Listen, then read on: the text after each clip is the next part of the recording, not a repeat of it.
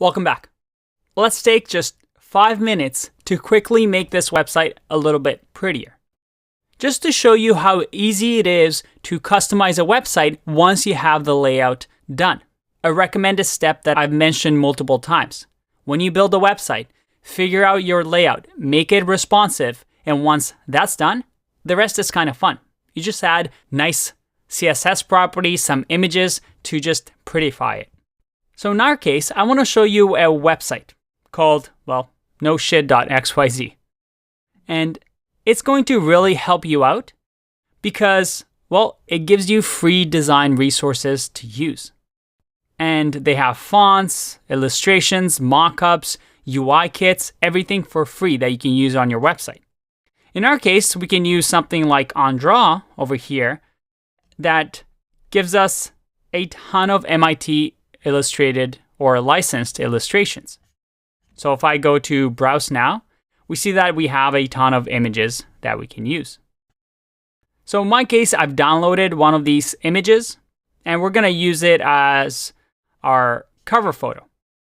So let's go back to our project, and in my cover photo over here, instead of just having cover with exclamation marks, I'll just have an image tag that will have a class of cover, a CSS property that we're gonna, or CSS class that we'll use.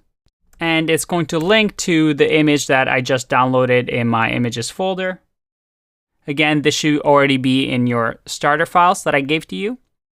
So if you look in that folder, you'll see that we have an image folder. And from there, we're gonna grab the onDraw.jpg. If I save this and refresh, and make sure I finish that off with an ending bracket, and I refresh, and this is a PNG. Let's refresh. That's a lot better, but oh boy, that's a big image. We can easily fix this by going to our style, going to our cover, and using the cover class that we've added to the image to just say that we want the width to be, well, we can say 100%, but that might be too big. I don't like it that big. Let's do 30 EM. If I refresh, or REM, if I refresh, that's better. But we want to get rid of this red background now. Let's have everything in white.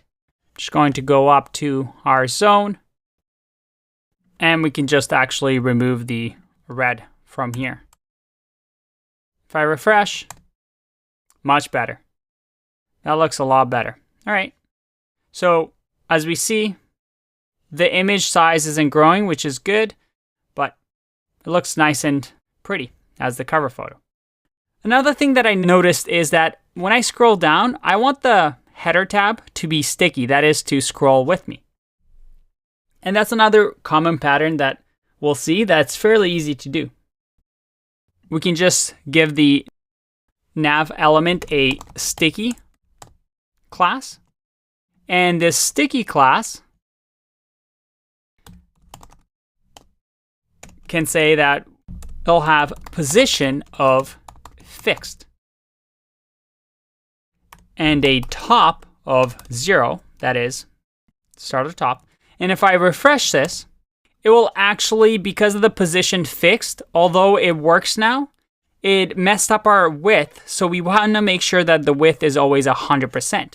So all we would do is at the end say width 100%. Again, these three properties together is a common pattern that you'll see to make navigation sticky. So that now when I scroll down, look at that, our navigation is nice and sticky. Let's make the green navigation bar blue. So I'll turn this into blue. All right, that looks a lot better. What else? We can change our font, let's say, to something prettier. Font family. Let's just say Arial. If I refresh, all right, that looks a little bit cleaner. What else can we do here? Well, just to finish it off, maybe we wanted to do something different when we hover over the zone. Let's say that with the boxes, when we hover over them, I can just copy and paste this. Let's make them tilt a little bit. So I'll say box. And instead of shadow or box shadow, we'll say transform.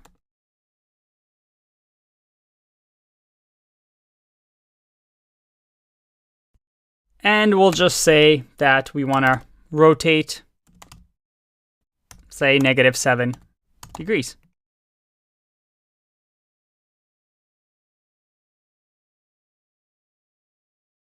If I save and refresh, look at that. We have some grid systems that when we hover over them, they rotate 7 degrees. I mean, I wanted to demonstrate to you how fast we can convert a website to start looking good. By no means is this perfect, but by just changing a few properties, we've now gone from this to our final view. And you can imagine how within a day of improving this website, making this a little bit prettier, maybe you really like this website's cards that they have here. So you can just inspect the element and perhaps just copy their CSS styles. But there's a lot of flexibility here. The important point, though, is the fact that you start with your layout using Flexbox and CSS Grid, and then it's really up to you and your creativity to design beautiful websites.